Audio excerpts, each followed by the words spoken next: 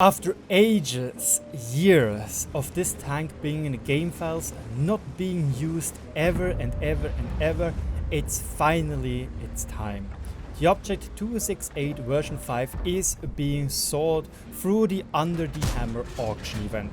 Right now it is a bare minimum of 155,000 free XP, but I can already assure you that this will not be the case in the end.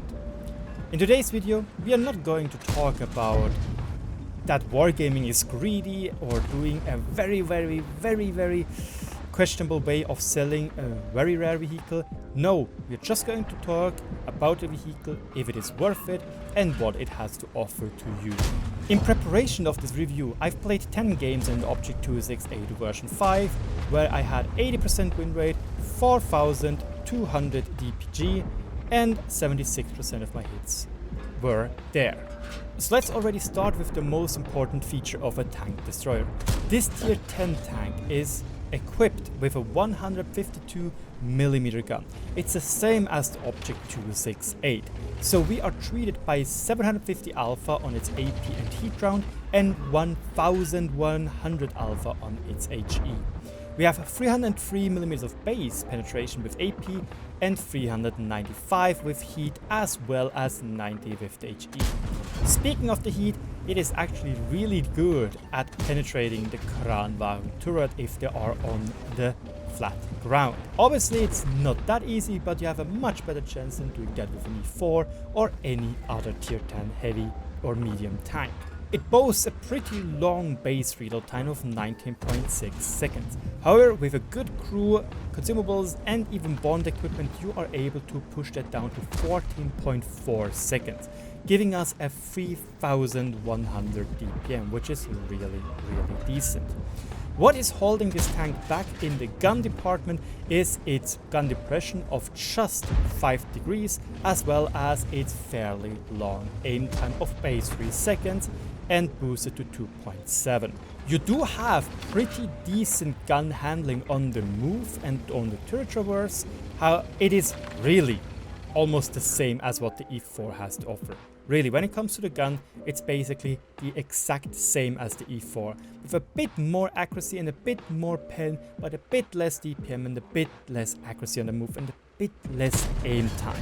Overall, the gun is really fun to use and is the selling argument, I would say, with the fully rotatable turret.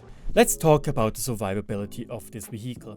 It comes off with 2000 hit points, which can be boosted up to 2200 with a HP booster and 2250 with the bond HP, which I highly doubt you will ever use.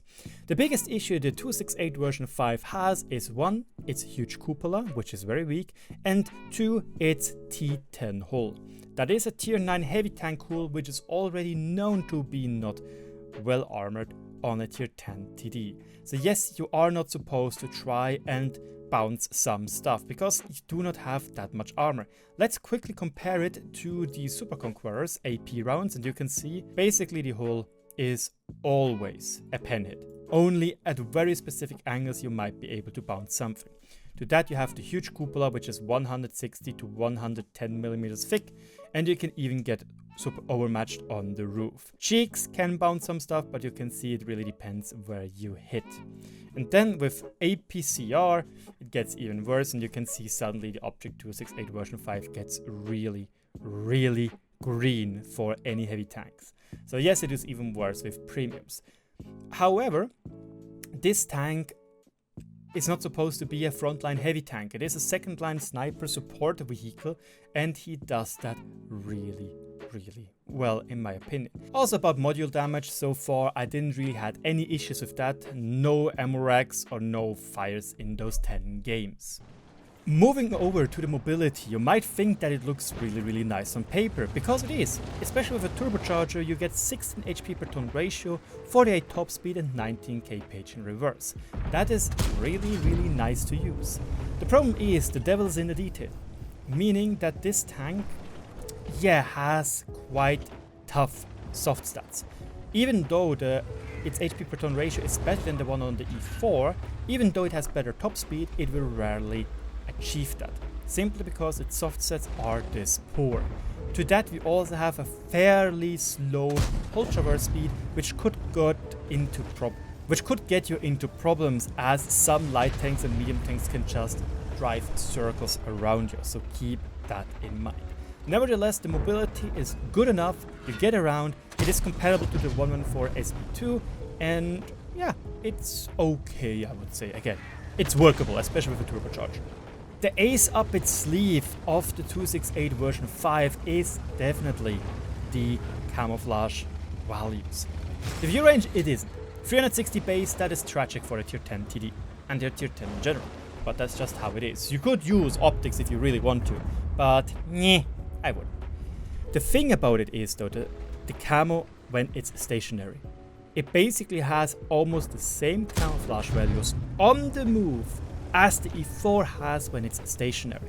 It means you can hide behind comically small bushes at comical distances and only get spotted when you shoot. And that is really, really good. It really gives you the opportunity to kill, destroy, and be a nuisance to the enemy. Couple that with the great penetration on both rounds, you are going to be a menace if you know what you're doing. In general, it does feel a little bit like the 114 SP2. However, the 114 SP2 is even slower, but has better DPM, but less armor. Because the 268 version 5 can bounce some stuff here and there, while the 114 SP2 isn't. Before we wrap up this video, don't forget, if you were making it already so far, don't forget to subscribe. You will not regret it. So, this thing is, in my opinion, a decent chunk of fun to play. As already said in my 60-second review, this tank is not OP and it's not a very good tank. It is a good tank, it's a decent tank, and it's obviously going to be very rare. The thing which make it shine, in my opinion, are definitely the 750 Alpha, the fully rotatable turret, and its great camouflage coupled with other okayish and average stats. Is it a must-have? No, definitely not. Is it worth 1 million free XP? That's up to you. I cannot take away this decision from you. I probably will say between 600 to 800,000 free XP. It could be worth it, because this is what you roughly pay if you would fully free XP a new tech without blueprints. With blueprints, obviously it's going to be a lot less. That's why it's generally hard to judge if this tank is worth such amount of money. Don't forget, 750,000 free XP at the moment is roughly worth 100 euros of gold. That is a chunk. That's a chunkster. So I cannot say if you really should bet for it or not. If you would need to decide yourself between the WZ-111 Kill-In and the Objekt 685, then I would obviously go for the Objekt 685. Why? Because the Kill-In already exists in the tech tree, and that's called the WZ-111 5A. It just doesn't have the golden fire-breathing dragon 3D style. The 268 version 5, in my opinion, is still unique enough that it warrants its position or its place in the game. It is not the same as the E4. Again, don't forget, the E4 does not have a fully rotatable turret, and without a turbocharger it is definitely slower. So the 268 version 5 does have that over him, as well as much better camouflage. You might even argue that the armor on the turret is a little bit better than on the E4, because the E4 is very flat, and the cupola on the 685 is on the right hand side, meaning that you can peek around corners without exposing that massive weak spot, while the E4 always exposes that. In the end, in my opinion, it's a 7 out of 10. It's a fun machine to play, can be a little bit frustrating because of the gun and because of the long aim time, but other than that, it's an okay vehicle. Again, not overpowered, but totally fine. Thank you so much for watching. Let me know in the comment section below what you thought of this review, and I'll see you around. Cheers.